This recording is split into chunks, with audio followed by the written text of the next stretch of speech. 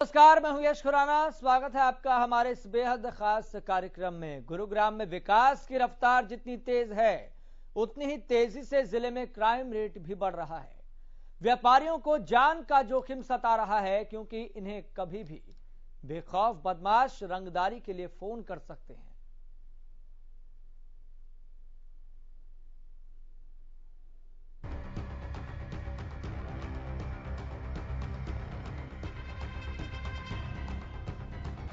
दहशत के साए में साइबर सिटी। गुरुग्राम में बदमाशों का कोहराम, रंगदारी के खेल में फंसी व्यापारियों की जान। साइबर सिटी की स्मार्टनेस पर क्राइम की कालिख गहरा रही है। व्यापारियों में डर और बदमाशों का दबदबा बढ़ता जा रहा है। मार्च और अप्रैल के महीने में रंगदारी की ऐसी कई घटनाएं सामने आई हैं, जिसके बाद से व्यापारी सहमे हुए हैं। पटौदी में मिठाई व्यापारी से मांगी 50 लाख की रंगदारी। फर्नीचर व्यवसायी से भी मांगी थी 50 लाख रुपए की रंगदारी। अप्रैल में ही शराब कारोबारी से भी मांगी गई थी रंगदारी। नपा चेयरमैन पर फायरिंग कर दहशत फैलाने की कोशिश। कुख्यात गैंग्स के बीच पावर गेम के चलते भी व्यापारियों को इनकी दहशत का शिकार होना पड़ता है। इन दिनों तो अपराधी अपनी हरकत के लिए सोशल मीडिया पर जिम्मेदारी लेने से भी नहीं कतराते। बेखौफ बदमाशों पर कब कसेगा शिकंजा? कब तक डर के साए में रहेंगे व्यापारी? दहशत के माहौल में कैसे फलेगा व्यापार? सोशल मीडिया पर जिम्मेदारी लेने के ट्रेंड से दहशत। बदमाशों का ऐसा दबदबा व्यापारियों के गले की फांस बन गया है। बेखौफ बदमाश व्यापारियों को फोन कर रंगदारी मांगते हैं। नामी गैंग्स के नाम पर धमकाया जाता है। साथ ही साथ व्यापारी के इनकार के जवाब में फायरिंग या हत्या की वारदात सामने आती है। डर के साए में जी रहे व्यापारी पुलिस प्रशासन से सुरक्षा और राहत की उम्मीद कर रहे हैं। गुरुग्राम से नीरज वशिष्ठ की रिपोर्ट।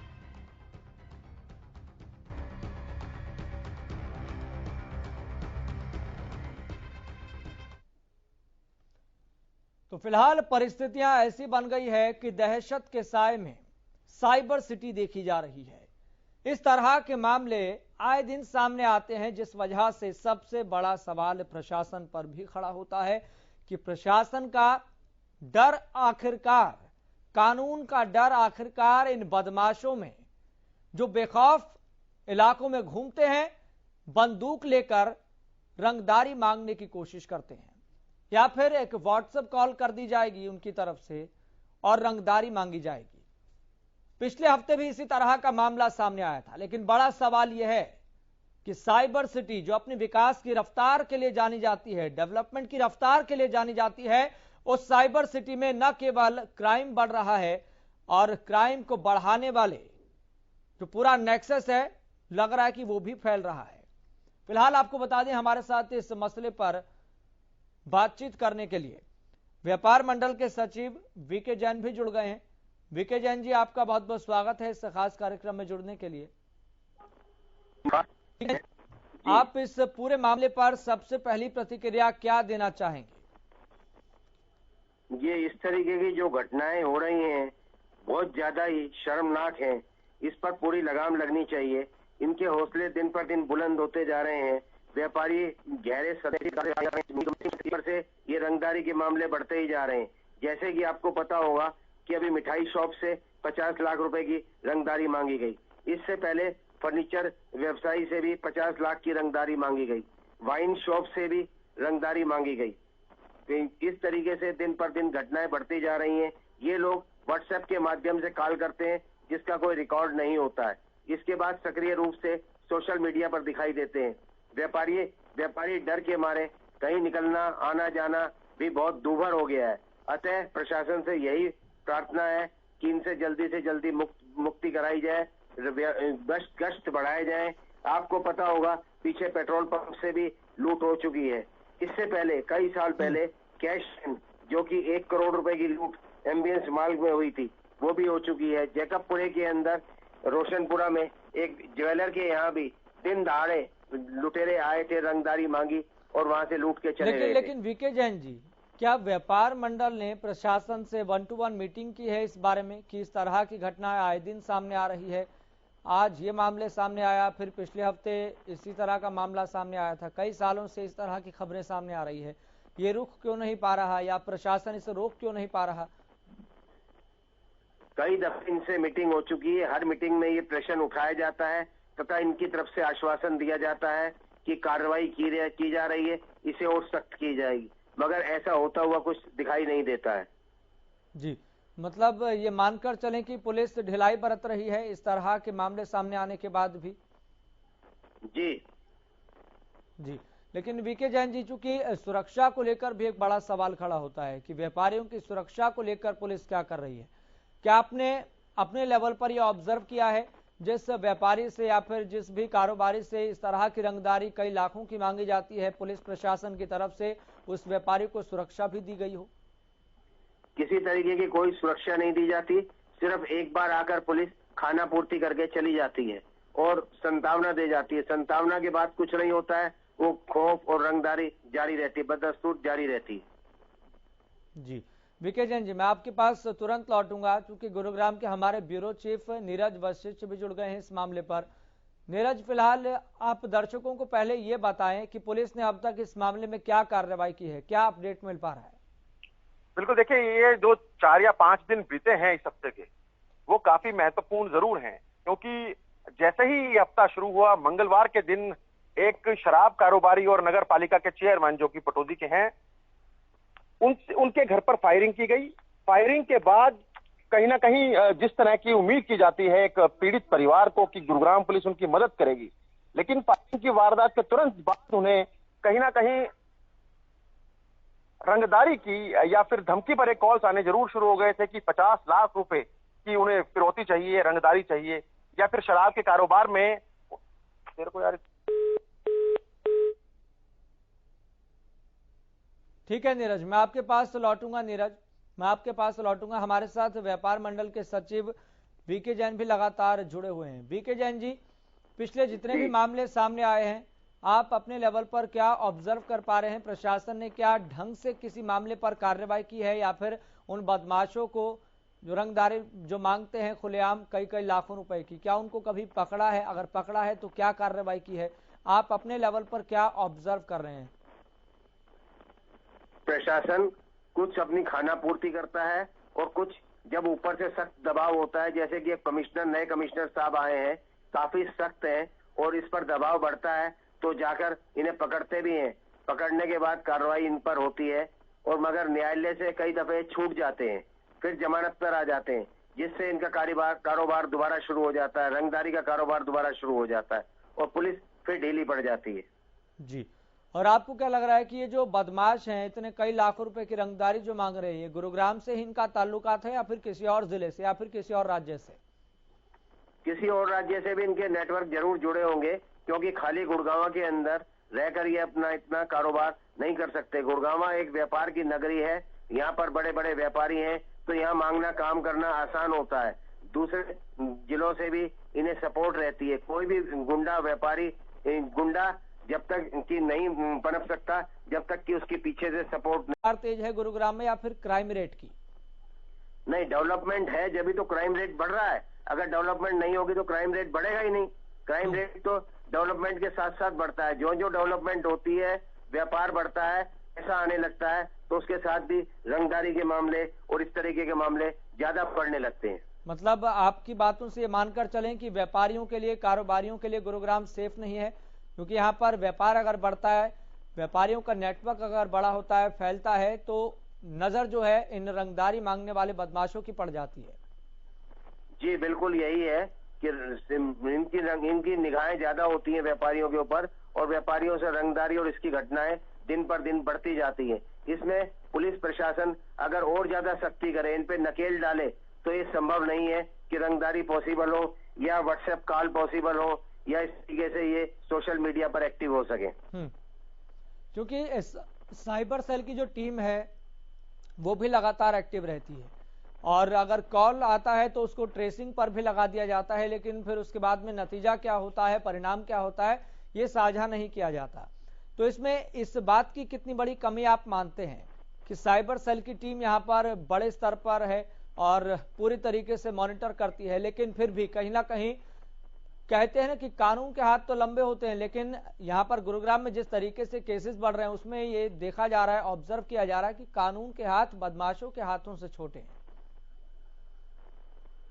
ये सही है, अगर इसके अंदर साइबर सेल प्रॉपरली ईमानदारी से काम करे और हाथ धोके उनके पीछे पड़ जाए तो कोई सा काम ऐसा नहीं है जो वो ना कर पाए या पकड़ न पाए। आज की परिवेश में ये पुलिस सब तरीके से सक्षम है, साइबर सेल सक्षम है, मगर वो पूरी ईमानदारी से काम नहीं करते, ना ही इंटरेस्ट दिखाते हैं। वो कहते हैं ये तो रूटीन में वर्क है, ये तो चलता ही रहता है। अगर वो ईमानदारी से काम करें, एक चीज के पीछे पड़ जाए हाथ धोकर, तो मैं नहीं मानता कि इनके किसी के पैर यहाँ पर जम पाए। जी वीके जैन जी, मैं तुरंत आपके पास लौटूंगा। हमारे साथ एक बार फिर से हमारे ब्यूरो चीफ गुरुग्राम के नीरज वशिष्ठ जुड़ गए हैं।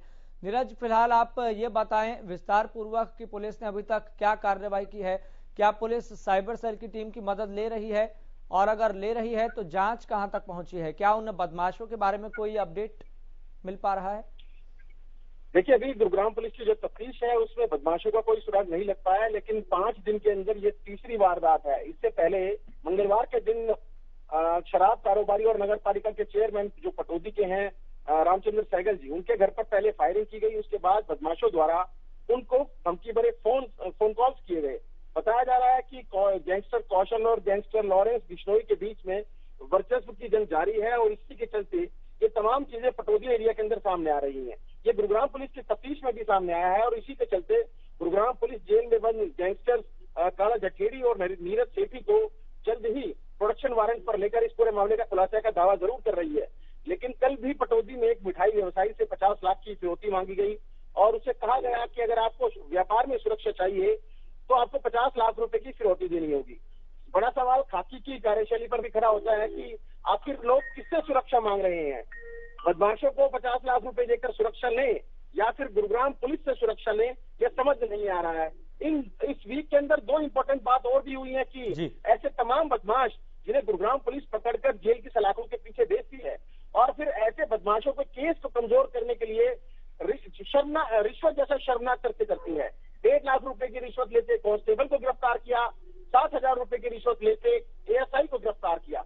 यानी जब ऐसे पीड़ित लोग थानों में पहुंचते हैं और थानों में पहुंचने के बाद इंसाफ की उम्मीद लगाते हैं गुरुग्राम पुलिस से, लेकिन किस तरह की उम्मीद गुरुग्राम पुलिस ऐसे तमाम लोगों को दे रही है, इसलिए 2 जो रिश्वतखोर पुलिसकर्मी गिरफ्तार हुए हैं उनकी कार्यशैली से जरूर पता लगता है कि आखिर गुरुग्राम पुलिस कमिश्नरेट में क्या हो रहा है। तो कहीं ना कहीं अविश्वास की भावना जरूर पैदा हो रही है और इसी अविश्वास की भावना से जो व्यापारी वर्ग है उसके अंदर खासा गुस्सा रोष जरूर है कि आखिर किससे सुरक्षा ले, बदमाशों से या फिर खाकी से। नीरज, चूंकि आप ग्राउंड जीरो पर लगातार ऑब्जर्व करते हैं कि आखिरकार पुलिस कितनी गंभीरता के साथ मामलों को सुलझा रही है या केसेस के साथ किस तरीके से टैकल करने की कोशिश कर रही है, लगातार आप ऑब्जर्व करते रहे हैं, लेकिन आप अपने ऑब्जर्व के आधार पर क्या आप ये बता सकते हैं दर्शकों को कि जितने पहले मामले ऐसे रंगदारी के सामने आए हैं जिसमें कई लाखों रुपए की रंगदारी कारोबारियों से, व्यापारियों से मांगी गई है,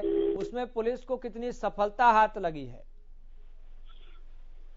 बिल्कुल, देखिए ऐसे ज्यादातर गैंगस्टर्स को या फिर जो ऐसे खतरनाक अपराधी थे, कुख्यात अपराधी थे, ज्यादातर तो गुरुग्राम पुलिस ने जेल की सलाखों के पीछे भेज दिया है। लेकिन जेल में बैठे बैठे ये जो नेक्सस चल रहा है, क्राइम का नया सिंडिकेट बन रहा है, इससे कहीं ना कहीं गुरुग्राम पुलिस का जो कार्य है वो चुनौतीपूर्ण जरूर हो गया है। हालांकि गुरुग्राम पुलिस तमाम चीजों पर लगी हुई है और जल्द ही ऐसे बदमाशों को न केवल गिरफ्तार करती है बल्कि सलाखों के पीछे भी भेजती है।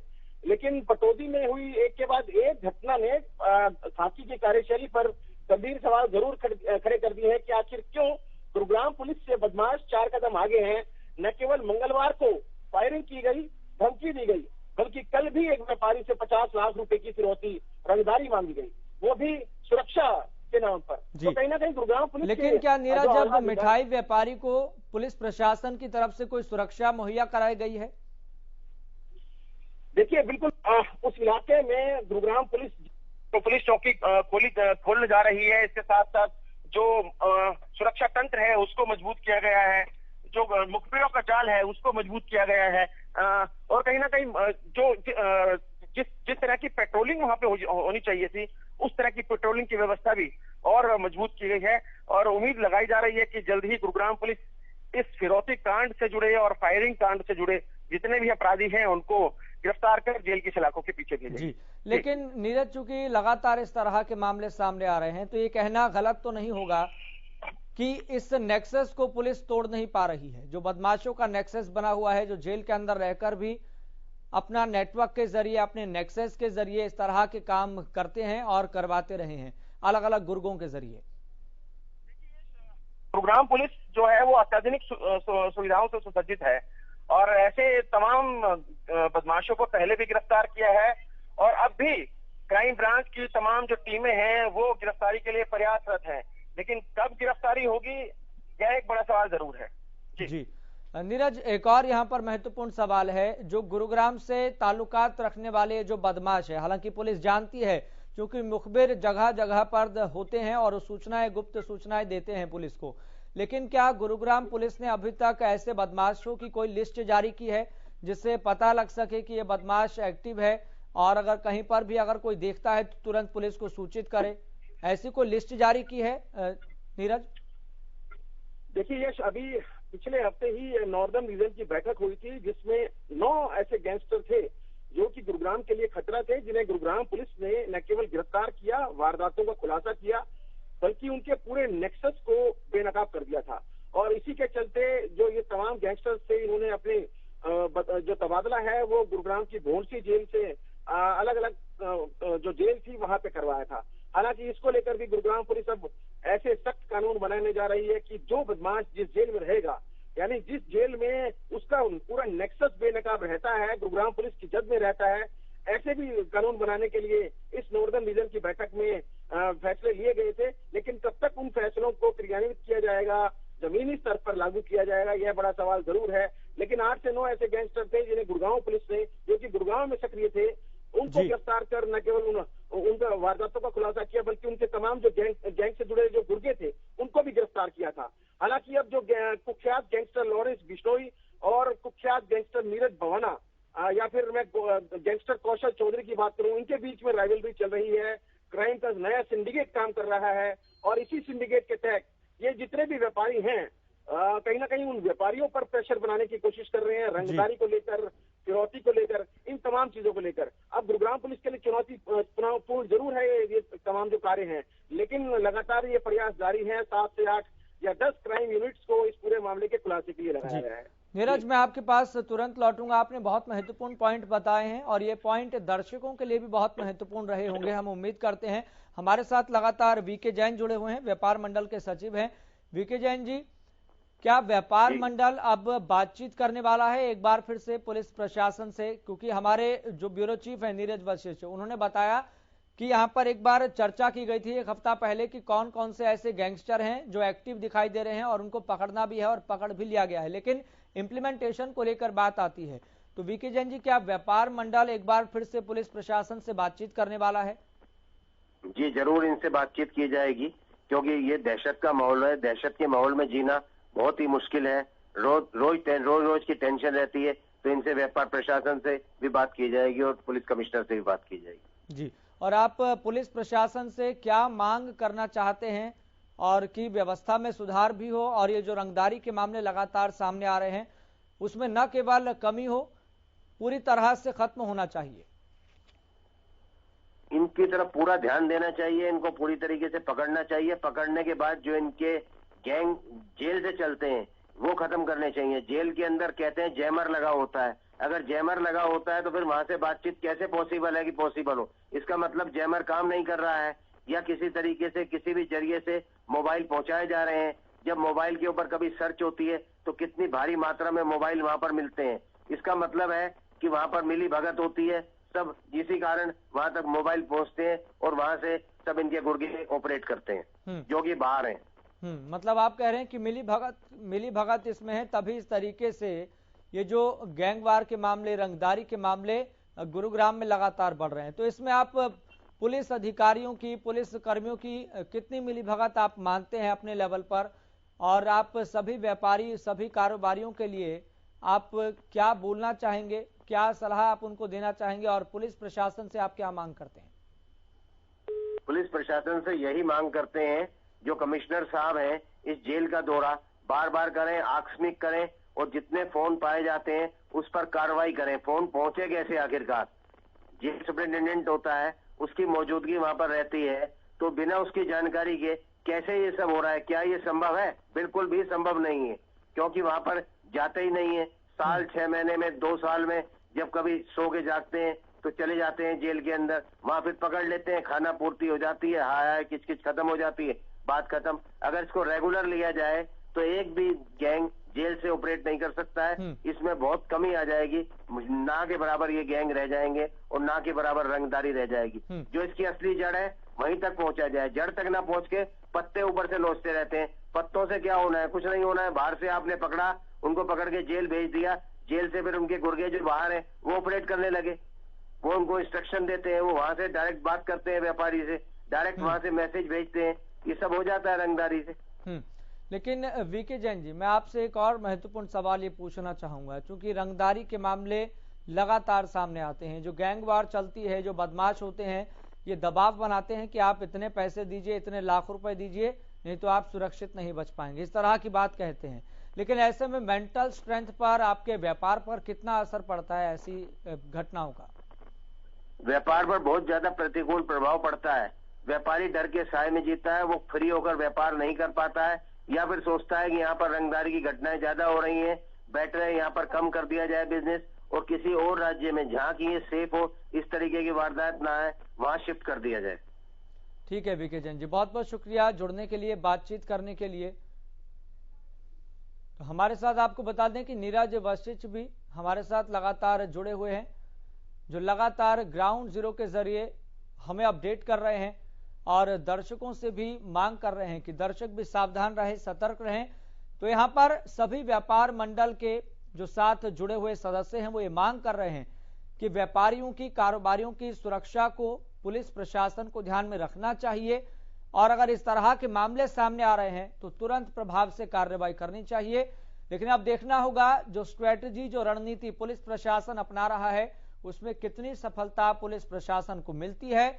और ये भी उम्मीद करते हैं कि जो व्यापारी और कारोबारी दहशत में जी रहे हैं वो खुलकर न केवल अपना व्यापार करेंगे और टेंशन फ्री होकर अच्छे से काम करते हुए पुलिस प्रशासन के साथ तालमेल भी